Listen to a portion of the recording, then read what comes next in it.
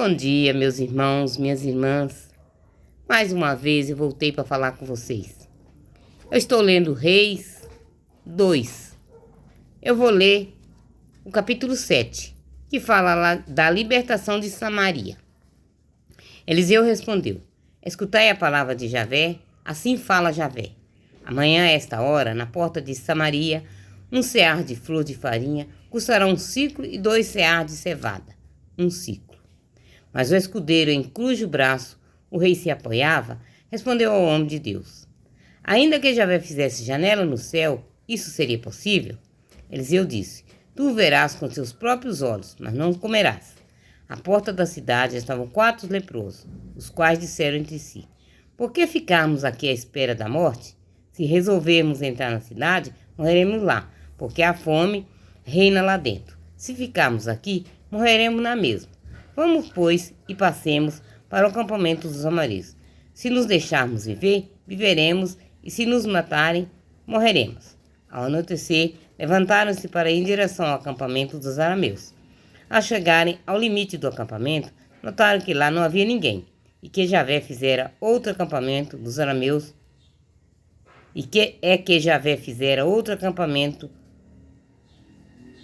Javé fizera ouvir no acampamento dos arameus um ruído de carros e de cavalos, o ruído de um grande exército, de modo que eles disseram entre si: O rei de Israel deve ter contratado contra nós os reis dos heteus e os reis dos egípcios, para que marchem contra nós.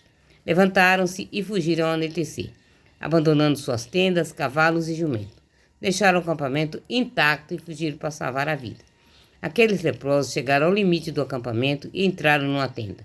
Depois de ter comido e bebido, levaram de lá prata, ouro e vestes, que foram em seguida esconder-se.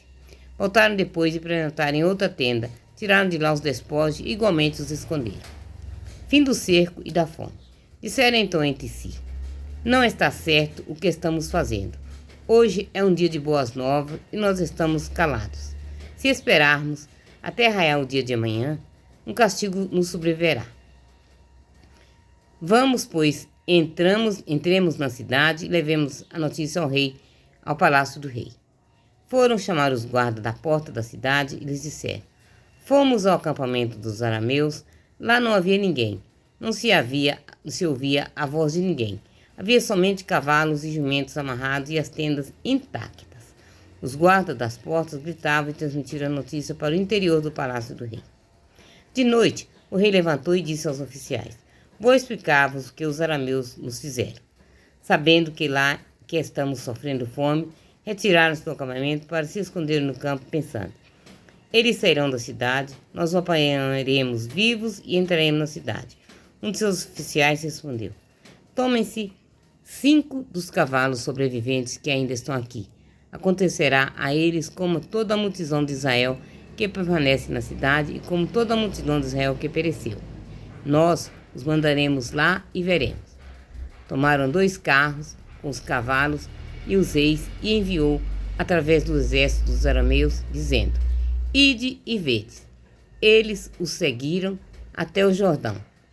A entrada estava cheia de vestes e de outros objetos que os amareus tinham abandonado em sua pressa. Os mensageiros voltaram e informaram o rei. Então o povo saiu e saqueou o acampamento dos arameus. 1 cear de flor de farinha passou a custar 2 siclos e 2 cear de farinha, 1 siclo, conforme a palavra de Javé. O rei tinha posto como sentinela na porta o escudeiro em cujo braço ele se apoiava.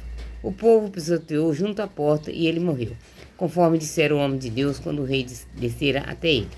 Com efeito, depois que o homem de Deus dissera ao rei: Amanhã a esta hora, na porta de Samaria, 2 ceares de cevada custarão 1 siclo e 1 cear de flor de farinha custará 1 siclo. O escudeiro responderá ao homem de Deus: Ainda que Javé fizesse janela no céu, isso seria possível? Eliseu dissera: Tu verás com teus próprios olhos, mas não comerás. Foi o que aconteceu. O povo o pisoteou na porta e ele morreu. Palavra do Senhor. Graças a Deus.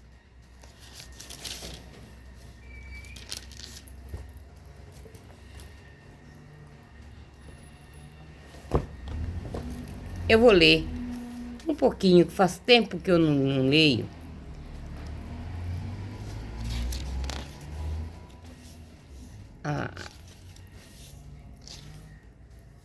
Sobre o clima e as plantas e os animais de antigamente.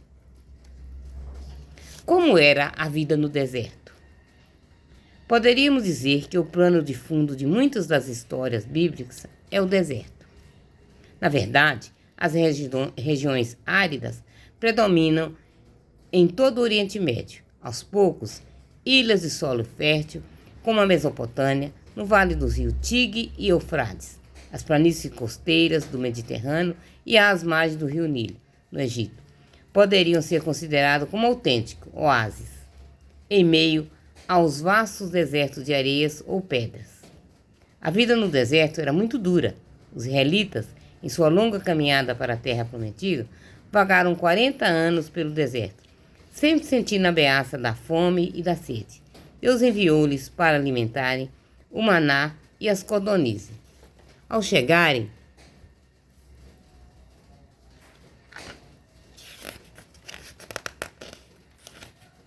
a Canaã, a terra pareceu-lhe um milagre da natureza, um jardim paradisíaco. Também João Batista viveu no deserto, alimentando-se de gafanhoto, e Jesus passou lá 40 dias. Como eram as plantas? A Bíblia fala das flores frutíferas e não frutíferas. Fala também de cereais, flores, plantas aromáticas e medicinais. Entre as árvores frutíferas, mais citadas são a oliveira. Jesus vai para o Jardim das Oliveiras diversas vezes nas mediações de Jerusalém. Fala também da figueira, que aparece, por exemplo, no segundo livro dos Reis e nos Evangelhos. A videira, frequentemente citada no Antigo e no Novo Testamento. A palmeira, tamareira. Os cereais que mais aparecem na Bíblia são o trigo e a cevada, os produtos agrícolas essenciais na alimentação dos povos antigos. Entre as flores típicas dos textos bíblicos estão o lírio, o narciso, a rosa e o cardo, planta cheia de espinho, com o qual fizeram a coroa para Jesus. Como plantas aromáticas e medicinais, podemos citar o nardo, o cinamomo, a mostarda, o incenso, a mirra, o cominho e o anis. Essas são as plantas que antigamente usava muito no tempo de Cristo. E a vida no deserto era de sofrimento, muito sofrimento, porque era tudo muito seco, né? Palavra do Senhor. Que Deus abençoe a